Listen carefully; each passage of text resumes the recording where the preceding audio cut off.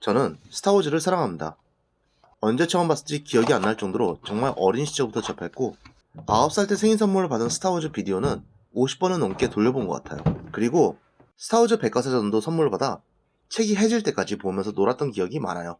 이 책으로 요다가 어떤 열매로 차를 끓여 먹었는지, 다스베이더 헬멧을 분해하면 어떤 게 나오는지 보면서 상상의 나래를 펼쳤죠.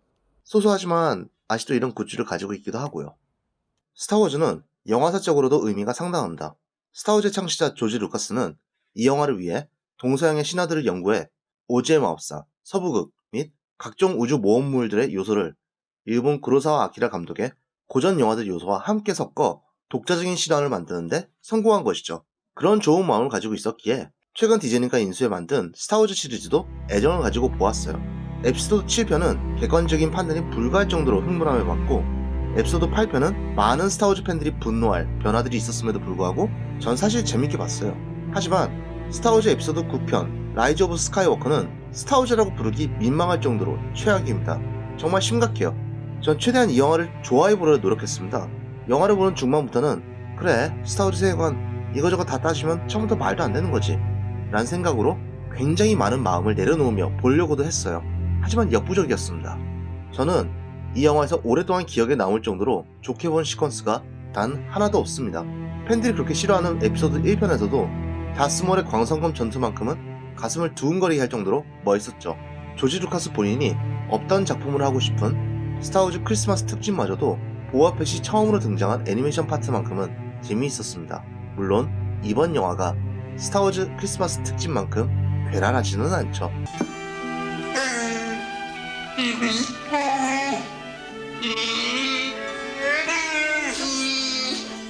제가 아는 지인이 한 말을 인용해서 이 영화에 대해 다시 한번 말씀드립니다. 이 영화를 보신다면 실망이란 게 무엇인지 아실 겁니다. 영화에 대한 스포는 할 겁니다.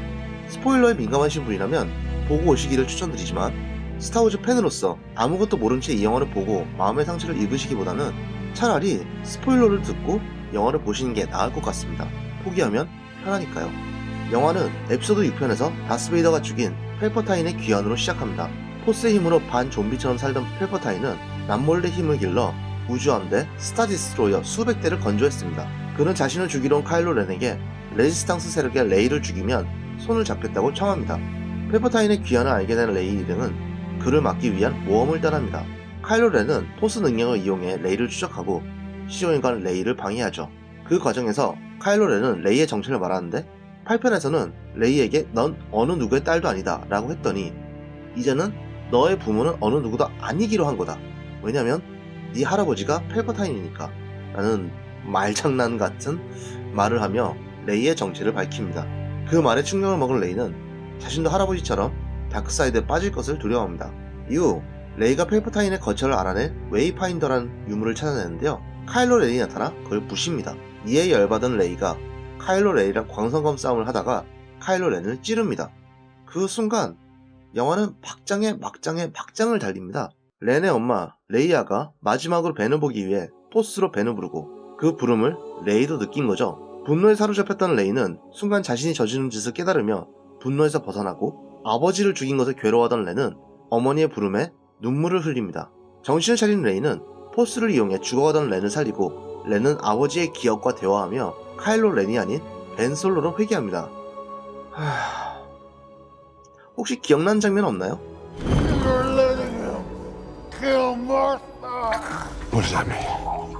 배트맨이나 슈퍼맨이 박터지게 싸우다 두 어머니의 이름이 동명이인의 싸움을 멈춘 배트맨 대 슈퍼맨이라는 영화를 보셨는지 모르겠습니다. 이 영화 각본 배트맨 대 슈퍼맨 각본가가 쓴 겁니다. 어머니를 정말 좋아하시나봐요. 그 다음은 레이도 루크처럼 은둔하려다 포스의 영이 된 루크가 나와서는 넌 제다이다 이걸 이겨내야 한다는 말을 합니다. 그걸 들은 레이는 친구들과 함께 펠퍼타인을 무찌릅니다. 사력을 다해 싸운 레이가 죽어가자 벤 솔로는 레이를 포스로 살려주고 그녀와 키스를 나눕니다. 그리고 죽어요. 이제 유일한 제다이가 된 레이는 루크와 레이아의 광선검을 루크 고향 단투인에 묻고 부모처럼 따랐던 루크와 레이아의 뜻을 이어 자신의 성을 스카이워커로 정합니다. 이야기를 정리한 내내 지금 내가 술을 마셨나? 하는 생각이 최소한 4번은 든 것 같아요. 대체 어디서부터 아쉬웠던 점을 정리해야 하는지 혼란스러울 지경입니다. 정말 많은 고민을 한 끝에 다음과 같이 아쉬운 점을 정리해보았습니다.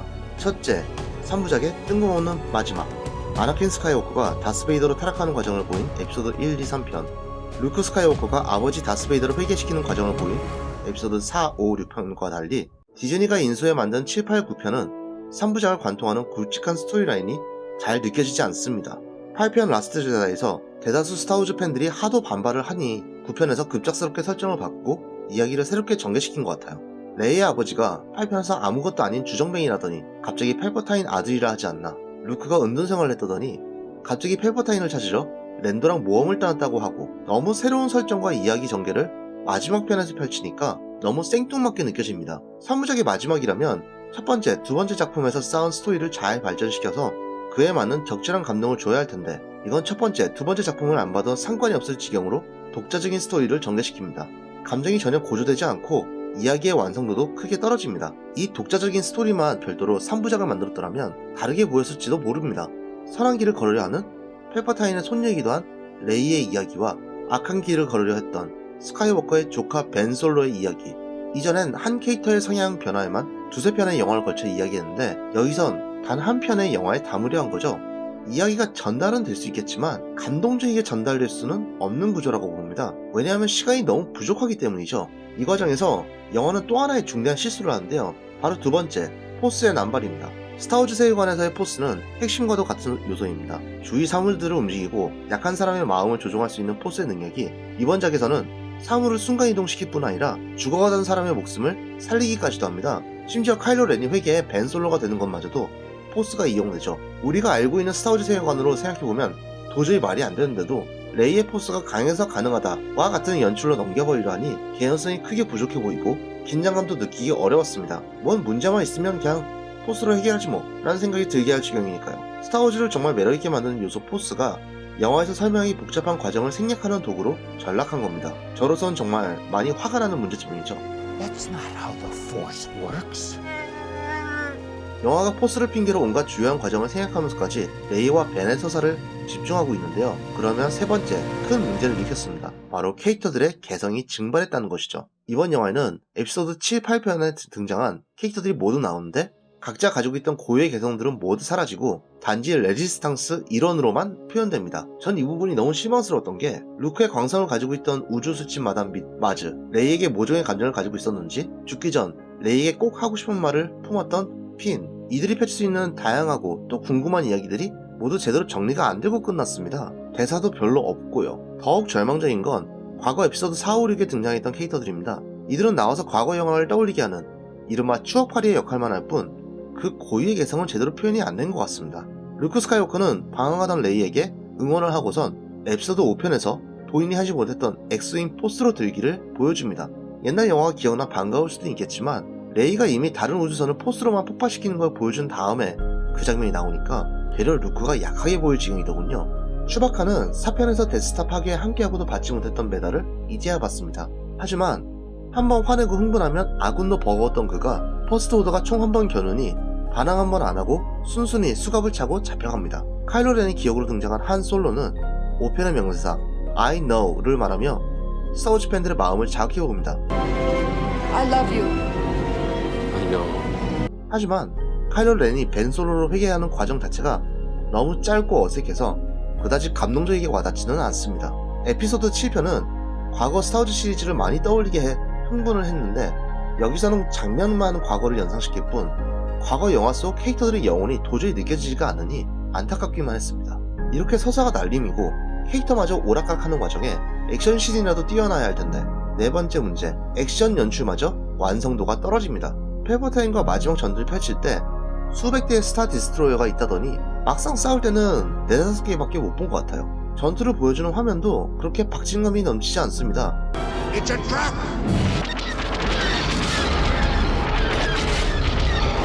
37년 전 개봉한 에피소드 6편의 전투 장면과 최근 개봉한 스타워즈 로그원의 전투 장면들이 월등하게 뛰어납니다.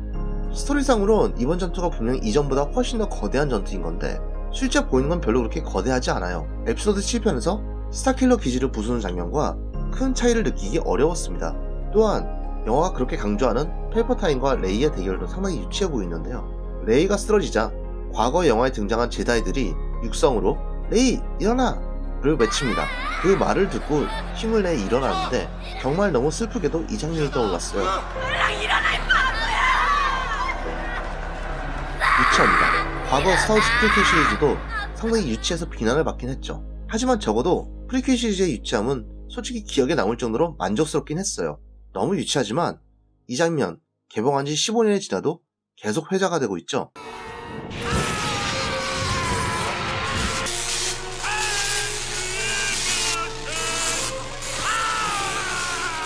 다른 작품에선 보기 어려운 스타워즈만의 개성이 있어서인지 유치하지만 보는 맛은 있었습니다. 반면 이번 영화의 유치함은 다른 데서 너무 쉽게 찾아볼 수 있는 장면이라 그런지 굉장히 식상하고 재미가 없었습니다.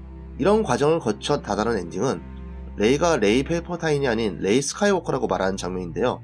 전 이 부분에서 가장 화가 나는 문제점이 떠올랐습니다. 바로 주인공 레이입니다. 우선 레이를 연기한 배우 데이지 리들리는 최선을 다했다고 생각해요. 굉장히 잘한 편이라고 생각을 하고 있고요. 하지만 영화 구조적으로 레이라는 캐릭터의 감정을 이입하기가 굉장히 어려웠습니다. 단점도 거의 보이지 않고 무한히 강해지기만 하는 것 같았거든요. 그녀가 자신의 출생 비밀로 겪는 고뇌도 별로 마음에 와닿지 않았습니다. 쉽게 말하자면 정이 별로 들지 않았어요. 그러다 보니 전 레이가 펠퍼타인의 손녀이든 루크 스카이워커의 양딸이든 아무런 관심이 없는 지경에 이르렀습니다. 그럼에도 불구하고 영화는 레이에 너무 몰입을 하고 있었죠. 심지어 엔딩마저도 레이가 스카이워커 가문의 일원이 되었다는 게 전 우주의 평화보다도 더 중요한 것처럼 그린 것 같아서 마음이 아팠습니다.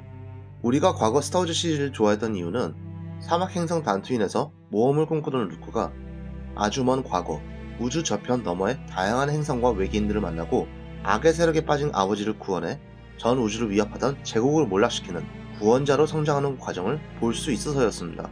그 이야기의 과정에서 접하는 우주의 모습을 관객만큼이나 세상 물정 모르는 루크 스카이워커의 시선으로 보며 관객이 주인공 루크에게 감정이입을 하며 볼 수 있었어요. 또한 다스베이더, 한솔로, 레이아 공주나 C3PO, R2D2 등 다양한 캐릭터들의 매력이 너무 대단하죠. 30년이 지나도 이 캐릭터들을 보면 미소부터 지어질 지경이에요. 스타워즈라는 세계관이 비록 판타지이지만 정말 현실에 있는 오랜 친구를 만난 것만 같은 기분을 줍니다. 에피소드 9편, 아니 디즈니가 인수해 만든 스타워즈 3부작은 과거 스타워즈의 모습들을 그 당시 제작 기법으로 구현해 추억을 되살리는 건 성공했지만 본래 스타워즈가 가진 이야기의 감동은 구현하지 못했습니다. 물론 과거 시리즈가 너무 전설이라 그만큼 미치기 어려울 수도 있습니다. 하지만 이번 에피소드 9편에서는 그에 미치려는 노력 자체가 보이지도 않았어요.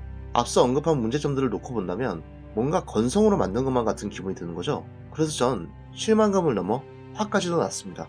영화 스타워즈는 이렇게 아쉽게 끝났습니다.